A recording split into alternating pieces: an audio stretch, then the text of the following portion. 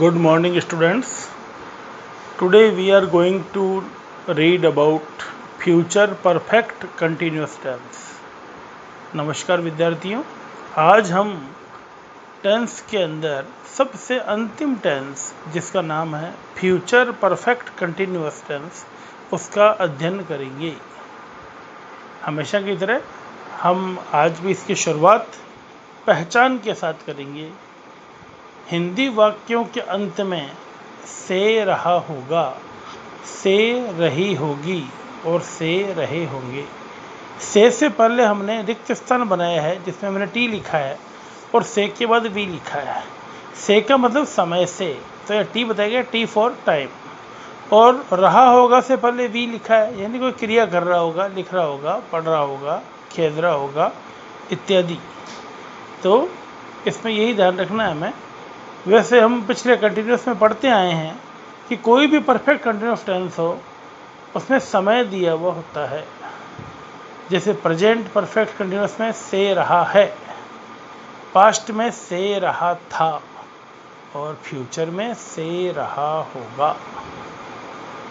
अगर ऐसा कोई हमें वाक्य मिल जाए जिसमें समय के साथ में से रहा होगा, से रही होगी दिया हो और हमें उसका अंग्रेजी में अनुवाद करना हो, तो हमें एक सूत्र की आवश्यकता महसूस होती है और वह सूत्र इस प्रकार से है: subject plus shall oblique will plus have plus been plus verb की first form plus ING plus object plus since oblique for plus time. Shall और विल का यूज हम पढ़ चुके हैं। शैल फर्स्ट पर्सन के साथ, विल सेकंड और थर्ड पर्सन के साथ।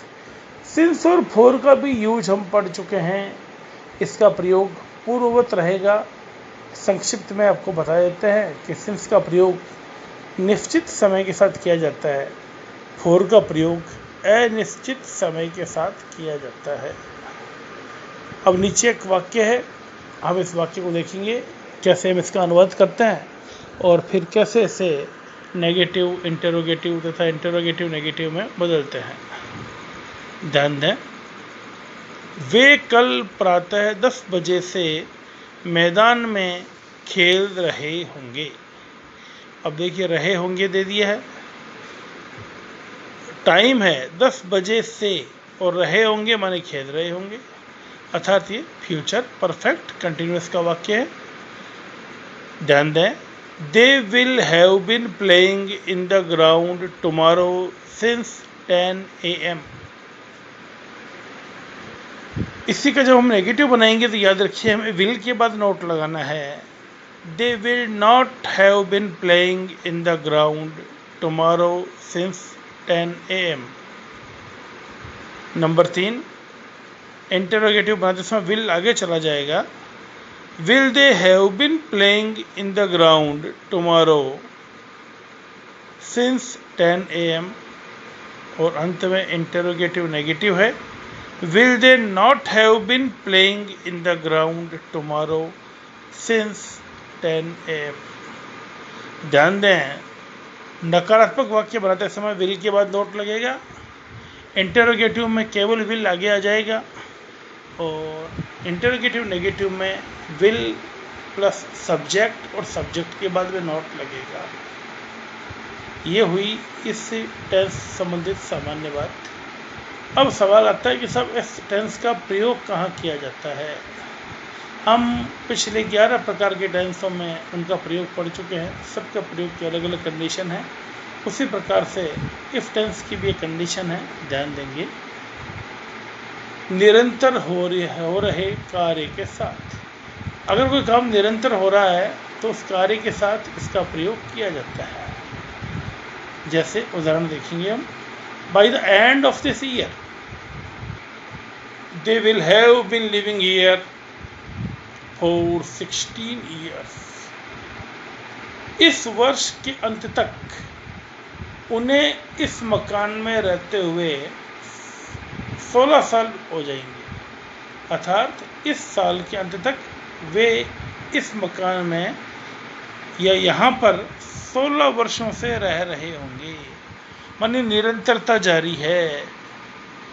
इस साल के अंत तक उन्हें 16 वर्ष कंप्लीट होने वाले हैं। तो निरंतर हो रहे कार्य के साथ हमने इसका प्रयोग देखा है। एक बार हम वापस इसका रिवीजन कर लेते हैं।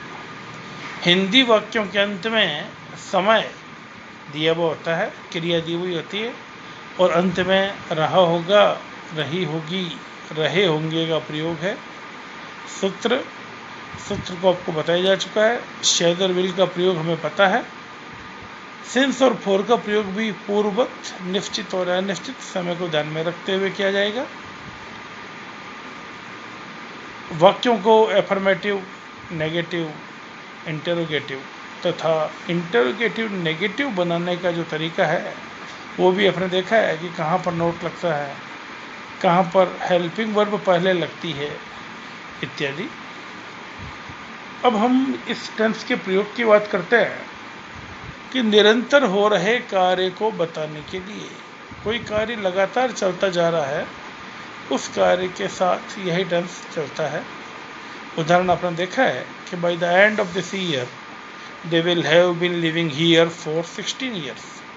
इस साल के अंत तक वे यहाँ 16 सालों से रह रहे होंगे, अर्थात उन्हें यहाँ रहते हुए 16 साल, 15 साल बीत चुके, 16 साल बीत चुके होंगे।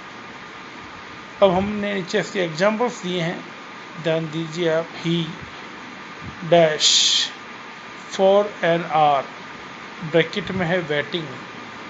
अब 1 घंटे से कुछ काम कर रहा था, काम की निरंतरता जारी है। क्या काम कर रहा है? इंतजार करने का काम कर रहा है। तो रिक्त स्थान में हम भरेंगे he will have been waiting for an hour. वाक्य नंबर 2 देखें। We dash all day along on Monday next, bracket में है रीडिंग। हम अगले मंडे को पूरे दिन पढ़ रहे होंगे। तो ये भी निरंतरता का सूचक है।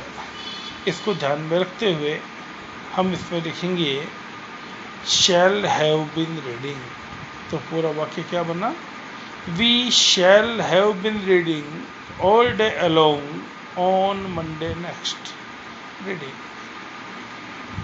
इस प्रकार से ये हमारा फ्यूचर परफेक्ट कंटिन्यूअस टेंस समाप्त होता है। उम्मीद है आपको आज का टेंस रुचिकर लगा होगा। इस प्रकार से हमने अभी तक सारे टेंसों का काफ़ी डिटेल में अध्ययन किया है। आने वाली वीडियोस में आपको टेंस से संबंधित शॉर्ट्स के बारे में बताया जाएगा। शॉर्ट टॉपिक, शॉर्ट में टेंस। कोई भी टेंस संक्षिप्त में सीखने से पहले उसको विस्तार से सीखना जरूरी है। ये हम लोगों ने अच्छी तरह से किया है। पिछले कुछ वीडियोज आपने अच्छी तरह देखे होंगे। उम्मीद है आगे आने वाले शॉर्ट्स या संक्षिप्त वीडियो आपको रुचिकर लगेंगे। धन्यवाद।